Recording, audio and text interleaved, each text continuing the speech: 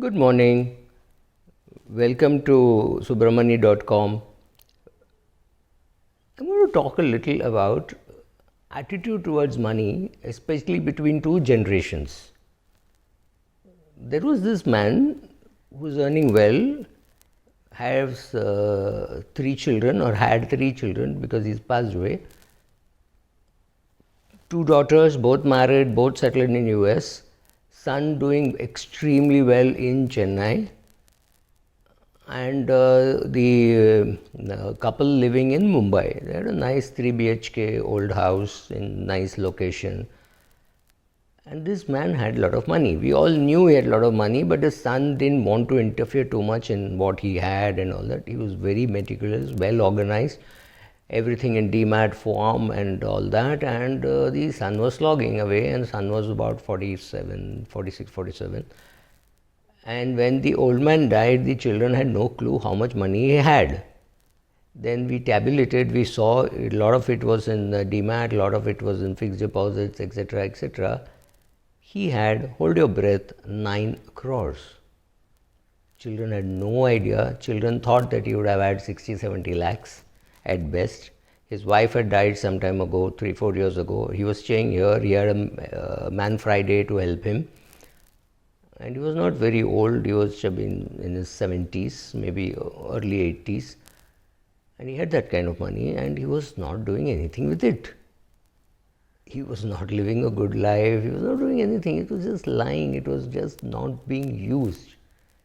And any conversation with him would say, can I get 1% more there? Can I get 1% less here? That kind of a conversation, completely unnecessary kind of conversation. He had no clue why he had so much money. He had obviously not spent at all. He had earned well. His portfolio had done well.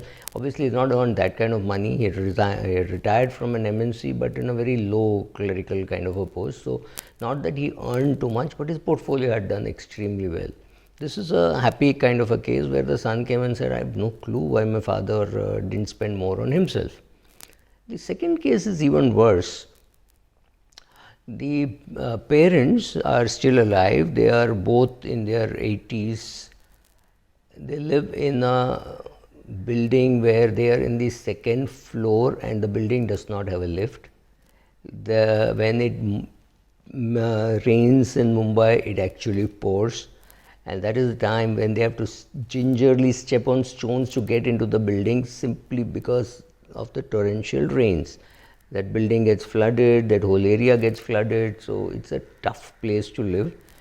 The man goes around with a walking stick, the woman manages without a walking stick.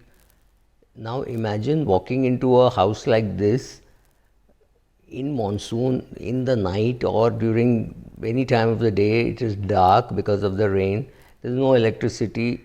Why would you take such a risk?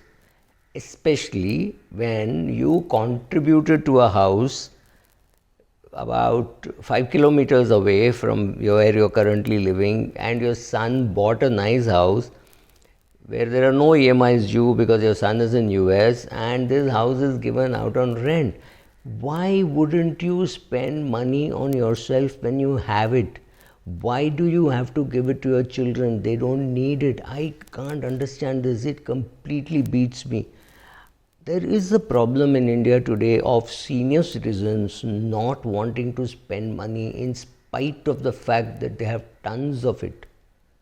This is wrong. It's your money. Spend it on yourself. I'm not saying go and splurge, but at least live in a building which has got a lift, because today at 81 or 82, you're unable to be as fit as you were 10 years ago. Obviously, age is taking its toll.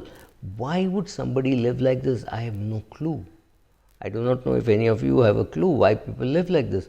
Money has to be earned, taxes have to be paid, money has to be spent. Yes, money has to be bequeathed to your children, but only after your requirements are met. So I asked this man, why are you doing this? He's saying, oh, it's okay, let my son earn some rent. I said, you've contributed to this house, so you have a right to go and live there. Why does that rent matter?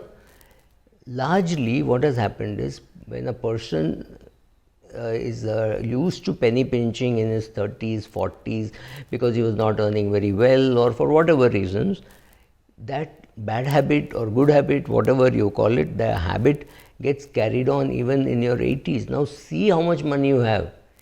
You are 80 years of age, your annual expenses are 4 5 lakhs, and you have 7 crores, 8 crores lying in the bank account.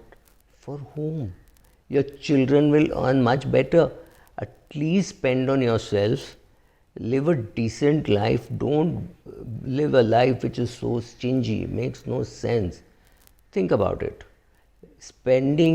Overspending is definitely bad. You shouldn't run out of money in the 70s or 80s and then wonder who is going to look after you, especially this generation, because there are many of us who don't have children, or many of us who have one child, right? So that risk is always there, but still there is absolutely no need to give all the money to your children after killing yourself with such a bad choice of house or mode of travel or dress or anything of that sort.